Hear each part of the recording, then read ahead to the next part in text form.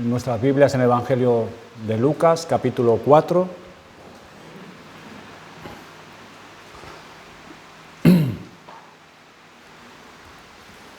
Evangelio de Lucas, capítulo 4.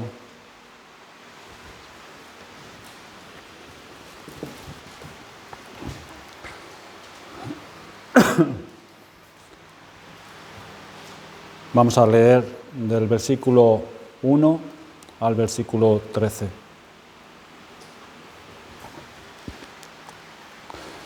Dice así la palabra de Dios. Jesús, lleno del Espíritu Santo, volvió del Jordán y fue llevado por el Espíritu al desierto por 40 días y era tentado por el diablo. Y no comió nada en aquellos días, pasados los cuales tuvo hambre. Entonces el diablo le dijo: si eres hijo de Dios, di a esta piedra que se convierta en pan. Jesús respondiendo le dijo: escrito está, no solo de pan vivirá el hombre, sino de toda palabra de Dios. Y le llevó el diablo a un alto monte y le mostró en un momento todos los reinos de la tierra. Y le dijo el diablo: a ti te daré toda esta potestad y la gloria de ellos, porque a mí me ha sido entregada y a quien quiero la doy. Si tú postrado me adorares, todos serán tuyos. Respondiendo Jesús le dijo: vete de mí, Satanás, porque escrito está: al Señor tu Dios adorarás y a Él solo servirás. Y le llevó a Jerusalén y le puso sobre el pináculo del templo y le dijo: si eres hijo de Dios, échate de aquí abajo, porque escrito está: a sus ángeles mandará acerca de ti que te guarden y en las manos te sostendrán, para que no tropieces con tu pie en piedra. Respondiendo Jesús le dijo: dicho está, no tentarás al Señor tu Dios. Y cuando el diablo hubo acabado toda tentación, se apartó de él por un tiempo. Vamos a pedir la ayuda al Señor. Padre, Señor, alabamos tu nombre. Deseamos y queremos que tu nombre sea santificado por todas tus criaturas, pero de una manera especial por los que estamos aquí. Señor, pedimos que tú nos bendigas ahora con tu palabra, que me ayudes y me sostengas con tu gracia, Señor, para poder proclamar el mensaje. Y también tu gracia, Señor, para aquellos que están oyendo, para que seamos bendecidos, para que podamos entender y podamos aplicar y ser prosperados espiritualmente. Señor, te rogamos que derrames de tu Espíritu y nos llenes de Él a todos los que estamos aquí. Te lo pedimos en el nombre de Jesucristo. Amén. Cristo vino a este mundo por causa del hombre para definir el mal que sufre y darle la solución, para dar a conocer la gracia de Dios. Eso es lo que pasó en el bautismo de Jesús por Juan el Bautista. En ese día Jesús fue ungido por el Espíritu Santo para ser nuestro rey, profeta y sacerdote. Fue investido de poder para comenzar la tarea que tenía aquí por delante. Había llegado como hombre adulto a conocer su identidad como el Hijo de Dios, como el Mesías, pero en ese día recibió el Espíritu Santo con todo el poder para ejercer su oficio. Seguidamente Lucas nos expone su genealogía, no en conexión al nacimiento de Cristo como lo hace el apóstol Mateo, sino en la preparación para su ministerio. Las genealogías sirven, entre otras cosas, para identificar a individuos como parte del pueblo de Dios, la tribu a la que pertenecen, para confirmar y verificar la heredad de la tierra, para identificar a los sacerdotes del antiguo pacto.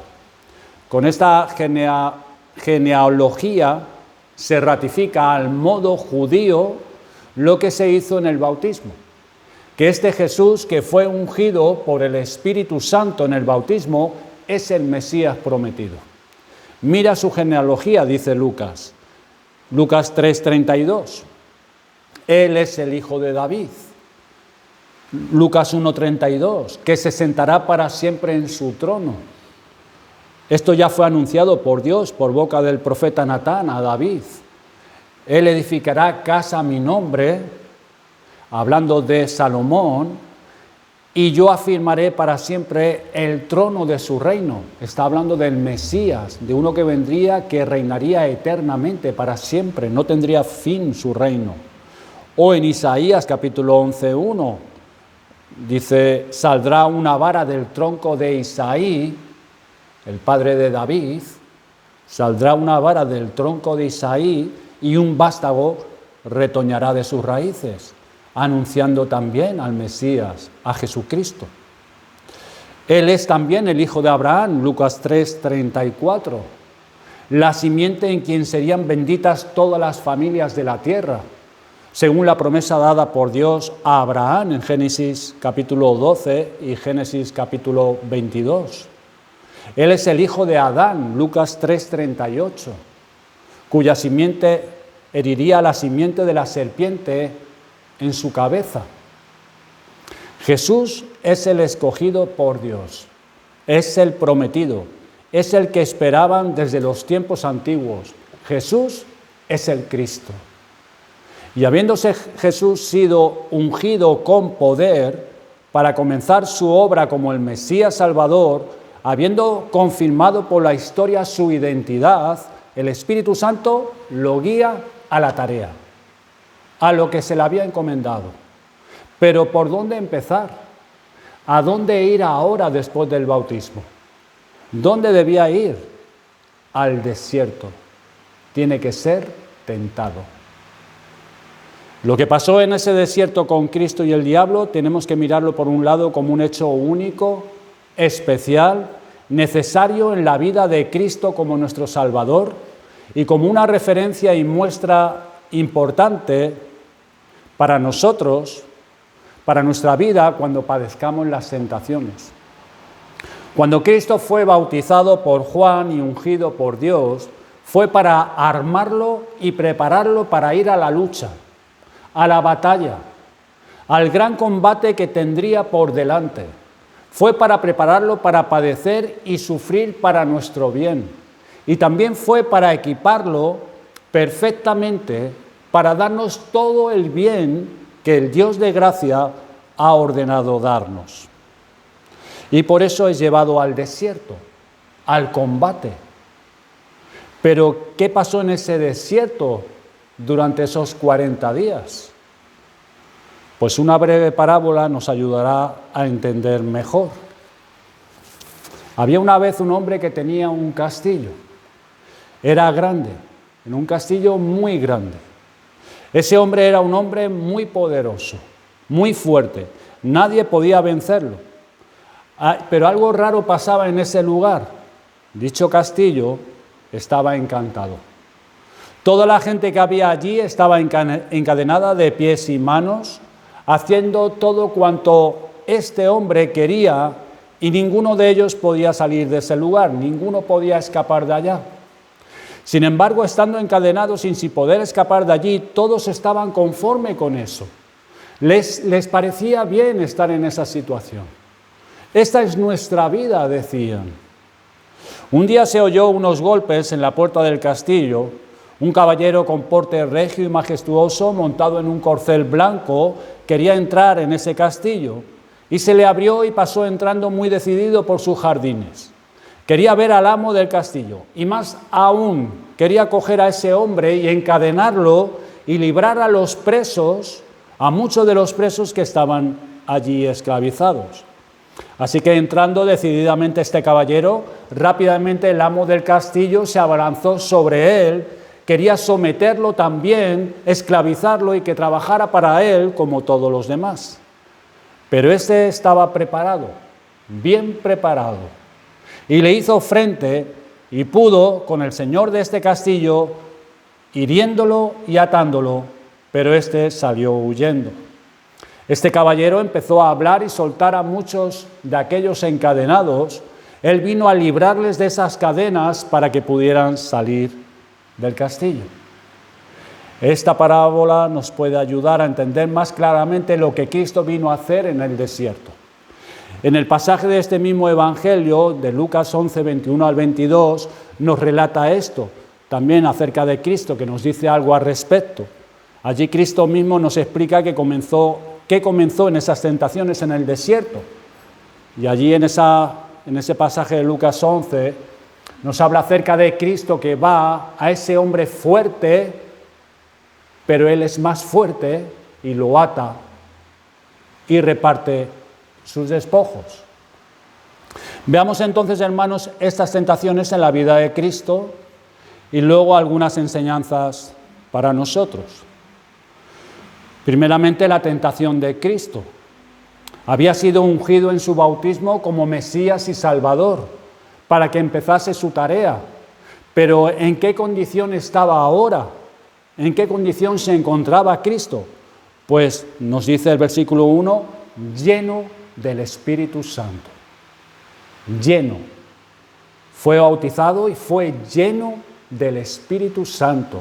Completo, totalmente lleno. Y antes en el capítulo 2, versículo 40, en el periodo anterior había estado creciendo, adquiriendo más y más los dones, la sabiduría que el Espíritu Santo imparte a través del proceso de crianza y enseñanza que vivió el Señor Jesucristo. Pero ahora ese crecimiento había llegado a su medida plena. Él es el hombre perfecto, sin pecado. Así se crió y creció enseñado por la palabra de Dios. Él es el segundo Adán. Al ser ungido en el bautismo, se le dio, se le dotó, se le equipó con toda la plenitud de los dones que necesitaba, se le llenó hasta donde la naturaleza humana podría recibir. No hay ningún ser humano que haya sido completamente lleno como Jesucristo fue en ese día lleno tras su bautismo. Todavía falta otro punto más, estar en el poder del Espíritu Santo. Capítulo 4, versículo 14. Pero eso vendría después de esa prueba en el desierto. Por eso el bautismo y la tentación son elementos preparatorios en su ministerio. Equipado plenamente para ser el profeta, sacerdote y rey, dotado para ir a la batalla, para atravesar el sufrimiento y padecimientos, para hacer y dar el sumo bien al hombre, el Espíritu Santo lo lleva al desierto. Al desierto. ¿Y cómo lo llevó? Podemos preguntarnos. Dice que fue llevado por el Espíritu al desierto. Se puede traducir cómo lo condujo, cómo lo guió. Pues no podemos saber bien cómo, pero sí podemos ver que la iniciativa fue del Espíritu Santo. Fue el Espíritu Santo quien lo condujo, quien lo guió, quien lo llevó. Que comenzara ya. Ya debía iniciarse el combate. Que fuera al castillo. Y hacia allí va. Así que Jesús va al desierto, armado y preparado como un guerrero para combatir. Viene en su oficio de rey, para luchar contra su adversario y sacudir su reino. Viene al castillo y toca en la puerta. En Josué capítulo 5, versículos 13 al 14, nos dice que cuando Josué inicia la conquista en la tierra prometida y va a ir hacia Jericó, justo antes de comenzar, vio al príncipe de los ejércitos de Jehová, preparado y armado para comenzar la batalla. Cuando Josué lo ve a esta persona con su espada y dice: ¿tú eres de los nuestros o de nuestros enemigos? Dice: yo soy el príncipe de Jehová. Allí estaba, preparado para ir a la batalla. Esto es lo que llegó a entender el pueblo de Israel al verse libre de Egipto y de su ejército, que Dios además era un varón de guerra. Éxodo 15, versículos del 1 al 3. Cómo Dios había peleado con ellos y había acabado totalmente con Egipto, nación rebelde a su voz.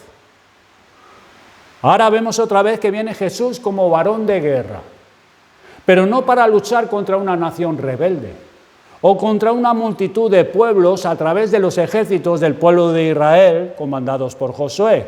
No, viene para luchar contra el llamado Dios de este mundo contra aquel que tiene al mundo entero bajo su dominio. Y viene Él personalmente, lleno del Espíritu Santo, para enfrentarse a este en una lucha cuerpo a cuerpo. Llega al castillo del hombre malo y toca en la puerta, va a su terreno a enfrentarse con él. Tenemos entonces por un lado al príncipe de paz y por otro lado al príncipe de los gobernadores de las tinieblas. Aquel que viene a quitar el pecado del mundo y por otro lado el que introdujo el pecado en el mundo. Aquel que viene a salvar al hombre y el que trajo la condenación al hombre. Aquel que viene a restaurar toda la creación de Dios y aquel que atrajo la maldición sobre toda esta creación. Aquí tenemos, hermanos, una de las más grandes de todas las luchas que va a iniciarse en el desierto, cara a cara, cuerpo a cuerpo. Este es aquel que vino al castillo y tocó la puerta. A esto vino. El hombre malo tenía todos sus dominios tranquilos y en paz, como leemos en Lucas 11, teniendo encadenados bajo esclavitud a todos los hombres, guardando su palacio, pero ese día vino y tocó la puerta el varón de guerra, el príncipe Jehová, y para esto el Espíritu Santo lo llevó al desierto. Otro detalle a tener muy en cuenta es que esta tentación de Cristo concretamente no es como las nuestras, que se suceden y las tenemos a lo largo de la vida. Jesús es el segundo Adán y en este desierto fue como el primer Adán. Adán y Eva fueron tentados por la serpiente ante el árbol de la ciencia del bien y del mal. Esa fue una tentación que decidiría lo que pasaría a todos sus descendientes, a toda la humanidad. En esa tentación, Adán y Eva desobedecieron, esto es, cayeron y murieron espiritualmente en sus pecados. Y por esa razón todos los descendientes nacemos muertos en nuestros pecados y bajo la condenación que atrajo Adán por su caída. Esa tentación del primer Adán involucraba a todos sus descendientes, a todos. Pues así con el segundo Adán ahora en el desierto. Lo que fuera a pasar ahí en esa lucha afectaría a toda la descendencia de Cristo, a todos los que creerían en Él. Por eso vino el diablo contra él ferozmente, con toda su fortaleza, astucia, para esclavizarlo también a él. Cristo lo repelió, lo hirió y éste salió huyendo. Fue la primera gran batalla, lo hirió gravemente, lo redujo. Por eso cuando Cristo salió de esta tentación, lo vemos en el poder del Espíritu Santo, Lucas 4:14, en el poder del Espíritu Santo. Y ahora ya puede anunciar y librar a los encadenados. Versículo 18. El Espíritu del Señor está sobre mí, por cuanto me ha ungido para dar buenas nuevas a los pobres. Me ha enviado a sanar a los quebrantados de corazón, a pregonar libertad a los cautivos y vista a los ciegos, a poner en libertad a los oprimidos, a predicar el año agradable del Señor. Y ahora manda a los demonios, capítulo 4, versículo 35, y estos se les sujetan.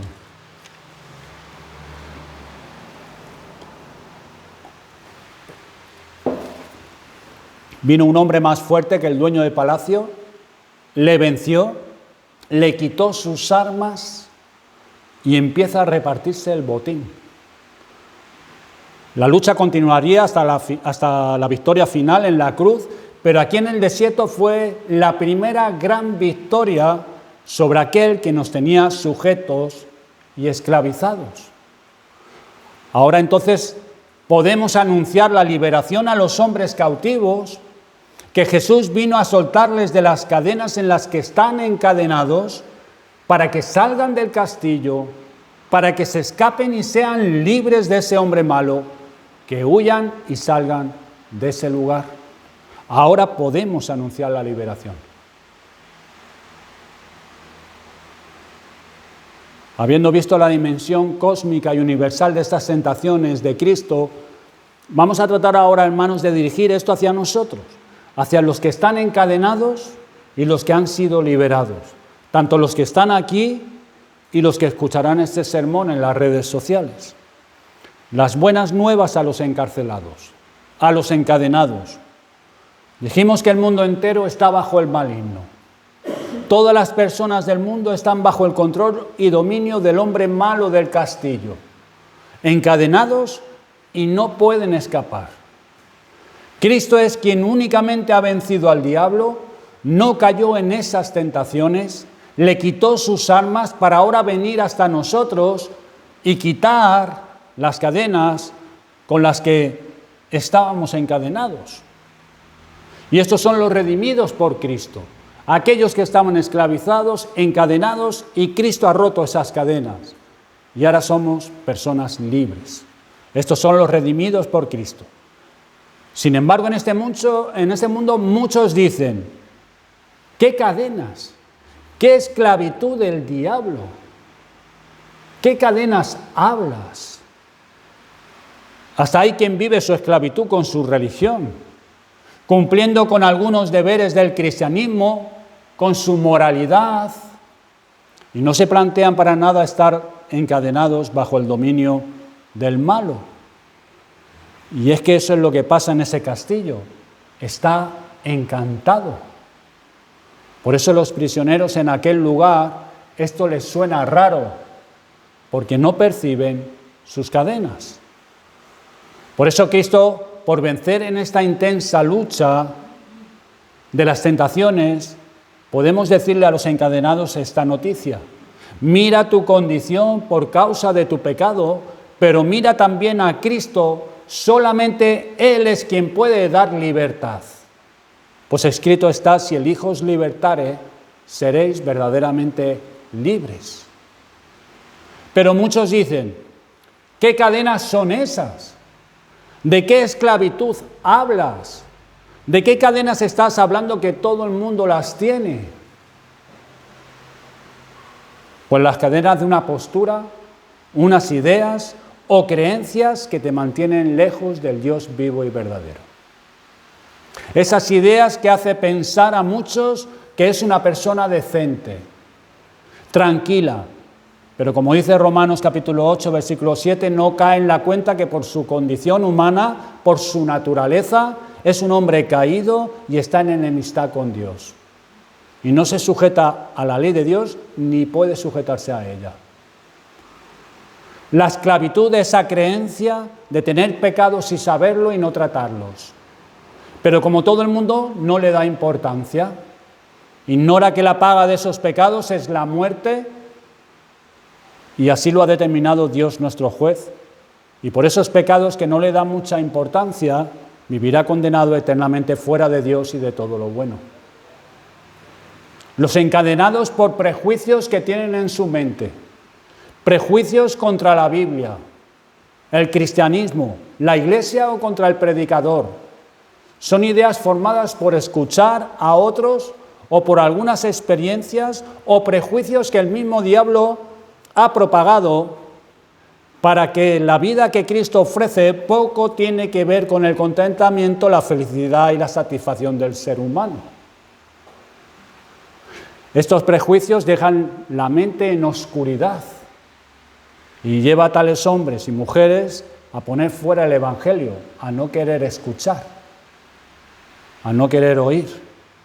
Ya encuentran la solución y la fortaleza por otro lado, como dice Isaías 57:10, que dice, en la multitud de tus caminos te cansaste, pero no dijiste, no hay remedio, sino que hallaste nuevo vigor en tu mano, por tanto, no te desalentaste. Y así andan esclavizados, pues no vienen a Cristo, quien liberta del hombre malo y los reconcilia con Dios. Están las cadenas de las aflicciones, esos que tienen tantas dificultades que no pueden ir a Dios, venir a escuchar la palabra de Dios y poner su confianza en Cristo, pues dicen que no tienen ánimo, ni cabeza, ni tiempo para esas cosas con tantos problemas encima. Lucas 8:13, las pruebas los apartan. Otros tienen las terribles cadenas de este mundo y sus ocupaciones, esas ocupaciones que no dejan que muchísimos busquen a Dios y busquen el bien para su alma, escuchando a Cristo quien da nueva vida. No, pues tienen mucho que hacer. Hay otras cosas más importantes que atender y sus ocupaciones y sus deseos los mantienen atrapados. Cadenas, cadenas y cadenas con las que el hombre malo del castillo tiene esclavizados a los hombres y las mujeres de todo el mundo para que vivan sin buscar al Dios vivo y verdadero, sin obedecer su ley y sin recibir su gracia y salvación. Eso lo hemos visto ayer por la tarde. Y Cristo es el único que puede soltar a esos cautivos. Es el único. No hay otro. Es el escogido por Dios. El prometido. Es el camino.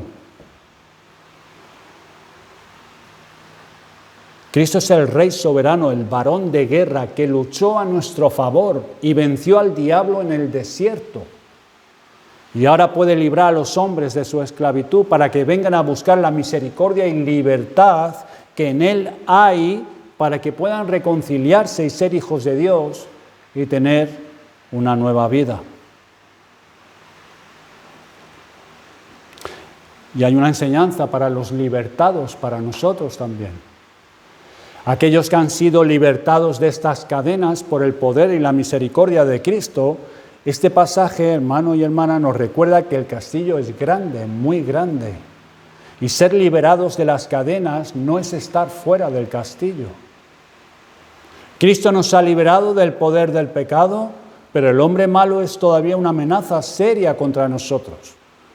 Ya no es quien nos domina como antes nos dominaba, quien gobernaba nuestras vidas como antes, pero Cristo nos enseña que es nuestro enemigo y nos odia a muerte y por tanto es una amenaza para nosotros. Tenemos que salir de este castillo. Lograremos escapar al final de nuestra vida, pero hasta entonces este enemigo será como un león rugiente. Sí, está encadenado. Cristo lo encadenó, pero merodea buscando a ver si a uno y otro que ha sido liberado de las cadenas lo puede devorar. Trata de que caigamos de nuevo bajo su encantamiento para ponernos sus grillos nuevamente, sacarnos los ojos y que seamos como aquellos que escribió Juan Bunyan, que les habían sido quitados sus ojos y estaban en un lugar sin saber dónde ir. Parte importante de nuestra vida es escapar del castillo. Y para ello debemos poner cuidadosa atención en seguir las instrucciones que Cristo, nuestro libertador, nos ha dado.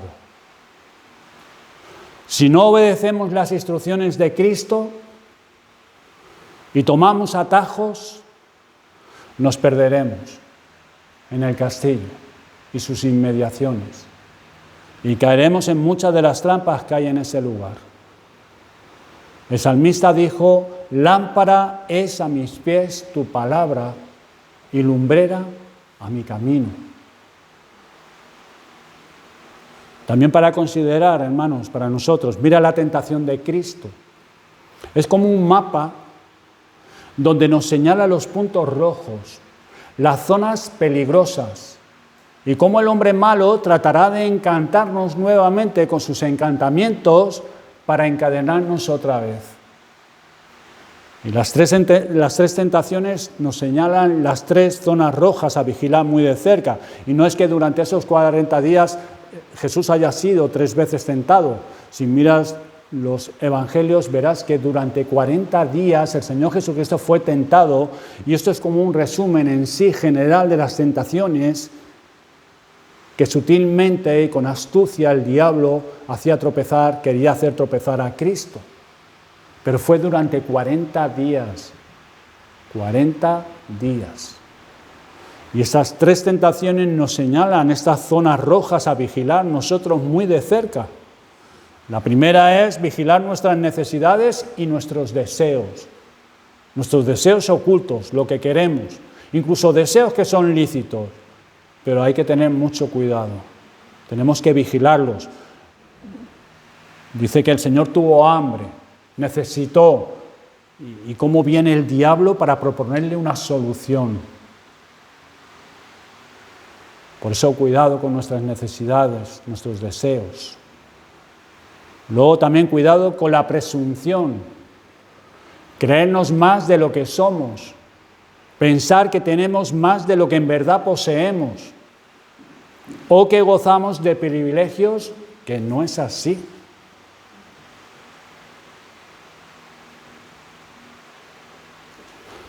Lo subió en el pináculo, arrójate. Quería hacerlo tropezar con presunción. Y nosotros podemos también ser tentados así. Luego también examina de cerca dónde te apoyas, en quién confías. Los ídolos es un peligro real que se va asentando sigilosamente en nuestro corazón. Alguien dijo que somos una máquina de hacer ídolos. Y es verdad. Podemos hacer ídolos de cualquier cosa y poner nuestra confianza en ello. Y eso que es tan importante para ti, de lo cual esperas tanto, se puede convertir en un ídolo. Solo Dios debe ocupar ese lugar. Cuando el diablo tienta al Señor Jesucristo, le enseña, en un momento le mostró, no sé, alguna visión, algo, no sé cómo sería. Todos los reinos de la tierra, todo su esplendor, todo su poder, toda su gloria.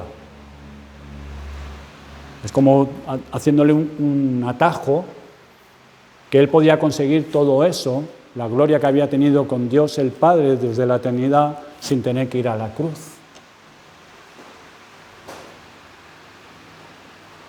Solo Dios debe ocupar ese lugar.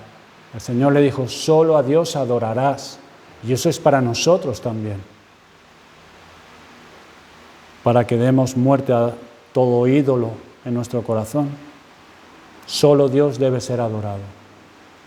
Nadie más. Ni algo material, y menos un ser humano. Notar cómo el diablo esperaba la ocasión apropiada.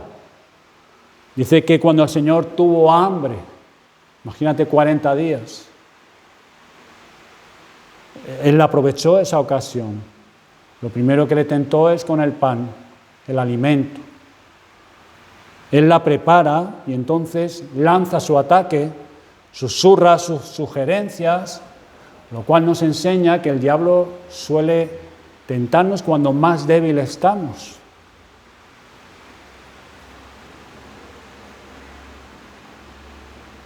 Notar cómo usa incluso la palabra de Dios para atraernos a su terreno, como la distorsiona, como los falsos maestros, usando mal la palabra de Dios. Y el diablo la usa. Citó escrituras. Él las conoce muy bien. Notar también cómo la tentación parece como poca cosa. Leemos esto, parece como que no, pero sí, esconde las tremendas consecuencias que vienen detrás. Toda tentación que proviene del mundo y del diablo es terrible para nuestra vida espiritual, para nosotros, para nuestra comunión con el Señor. No podemos minimizar cualquier tentación, es como no le damos importancia, ¿no? Al contrario, debemos orar, Señor, líbranos de ellas. No nos dejes caer en ellas. No nos dejes entrar en la tentación. Líbranos del mal. Líbranos del diablo. Mira cómo Cristo manejó la palabra de Dios. Cómo se mantuvo firme, lleno del Espíritu Santo. Esa llenura. En esa gran lucha contra el hombre malo, este fue su gran recurso, la palabra de Dios, junto a la disposición de obedecer. Muy importante. No solamente el Señor tenía un conocimiento de la palabra de Dios, exacto, pleno, sino esa disposición de obedecer al Padre en todo. De nada vale si tenemos conocimiento, pero no tenemos la disposición de obedecer. Lo que nos dará una victoria sobre nuestro enemigo y la tentación es que tengamos un conocimiento de la palabra de Dios, un conocimiento verdadero, con fundamento, y nuestra disposición a obedecer lo que el Señor nos manda, lo que Él nos ha revelado. Lo que no conocemos y no nos ha sido revelado, no sabemos, no podemos. Pero lo que nos ha revelado el Señor, la disposición a obedecer al Señor en todo, aunque perdiéramos la vida. De las instrucciones, hermanos, que Cristo dejó a los libertados para que escapen del castillo, vamos a recordar una solamente.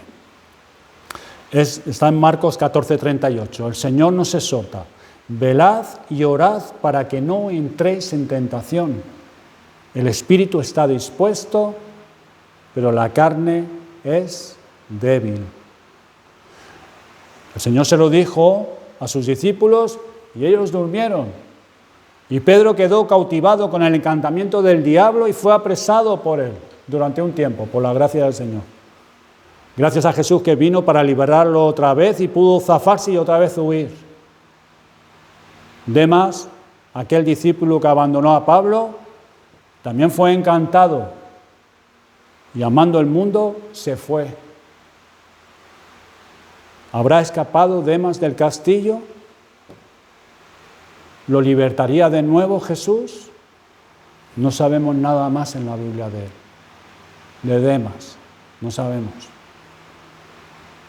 Velad y orad para no entrar en tentación.